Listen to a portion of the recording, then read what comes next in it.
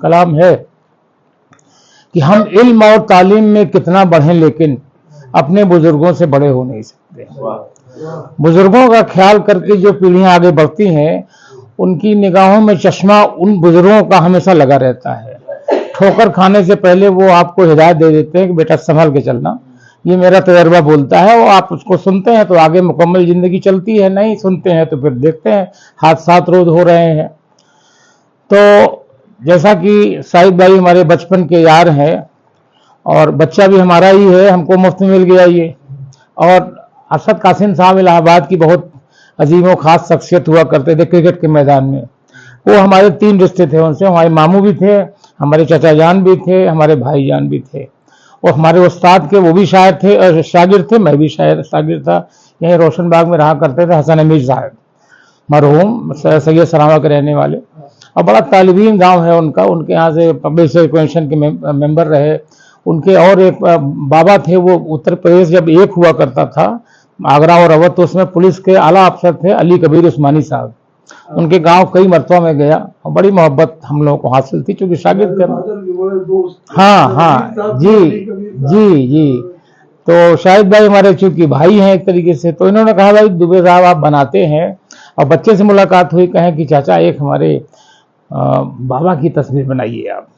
तो दोस्तों मैं बता दूं कि इलाहाबाद में रहते हुए मैं पैदा यहीं हुआ, यहीं पढ़ा लिखा, स्पोर्ट्स किया, सब कुछ किया, यूनिवर्सिटी में रहा, सीएबी कॉलेज में, यूनियन में भी हाथ आजमाया, वहाँ की यूनियन का प्रेसिडेंट हुआ।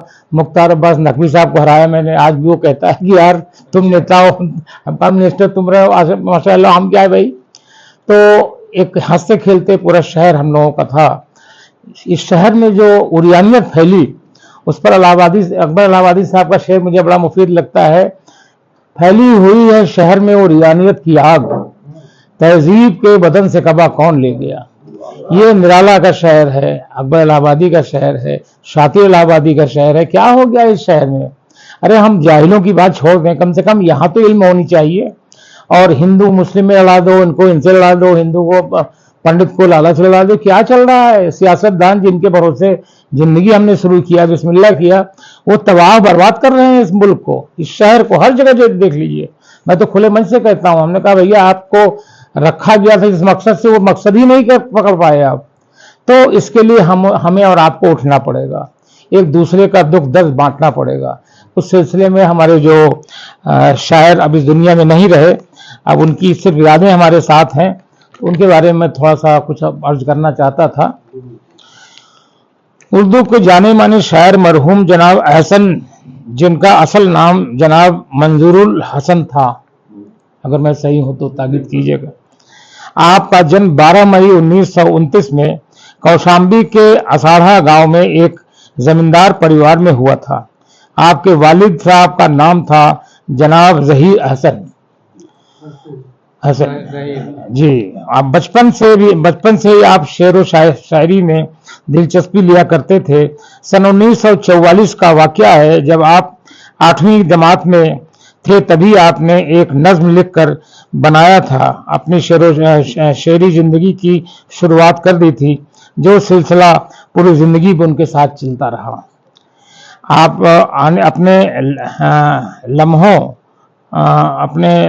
लम्हों रचनाकाल में जनाब रकब अहसन, आपके लंबे रचनाकाल में जनाब अहसन साहब ने गजल, नज्म और कसीदा आदि काव्य धाराओं में कामयाबी पाई। पेशा शीर्षक से आपका एक मतलब पेश किया गया था सन 1991 में। उसके बाद उनकी फिर डेथ हो गई।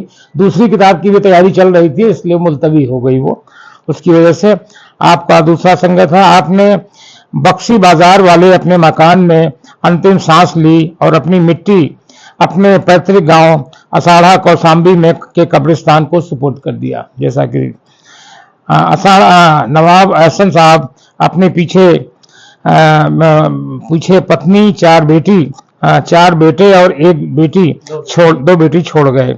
आपके बड़े बेटे जनाब शाहिद अस्करी साहब माशाअल्लाह इलाहाबाद यूनिवर्सिटी क्रिकेट टीम के कप्तान रहे हैं, बड़े अच्छे खिलाड़ी रहे और हमारे बचपन के यार हैं।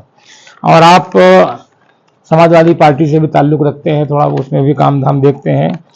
और नवाब एहसन साहब की मैयत पर शोक जाहिर करने वालों में प्रख्यात समालोचक प्रोफेसर शकील सिद्दीकी रिजवी, प्रोफेसर फजले इमाम, डॉक्टर अली एहसन फातमी, कथाकार असरार गांधी, शायर अतीक इलाहाबादी, डॉक्टर असलम इलाहाबादी, नैयर आकिल तथा आज तमाम शख्सों ने अपने आंसू बहाए थे। उसके बाद कुछ अशार उनके हैं जो मुझे पसंद आए। लगी है भीड़ जो कौओं के गिर्द बच्चों की, लगी है भीड़ जो कौओं के गिर्द बच्चों की, बस उसकी चोंच में रोटी का एक निवाला था, टुकड़ा था। बिखरे हुए ख्वाबों की वो तस्वीर है शायद, अब ये भी नहीं आपके, अब ये भी नहीं आज के कम मुस्लिम है। शीशे के हाशियाने में आवाज कब गई, मजबूर जिंदगी तो यहाँ चीखती रही। इन लफ्ज़ों के साथ मैं उनकी याद फरमाता हूँ और वासा साहब के बताए रास्ते पर हम चलें, और इसमें बेहतरी है, हमारी भी हिफाजत है और हम उनको आगे लेके चलेंगे। तो वही फिर से अंत में वो शेर अर्ज कर दूं कि हम इल्म और तालीम में कितना बढ़ें लेकिन अपने बुजुर्गों से बड़े हो नहीं सकते। ये हमारा ख्याल रहे तो हम आगे बढ़ते चले जाएंगे। अल्लाह हाफिज़।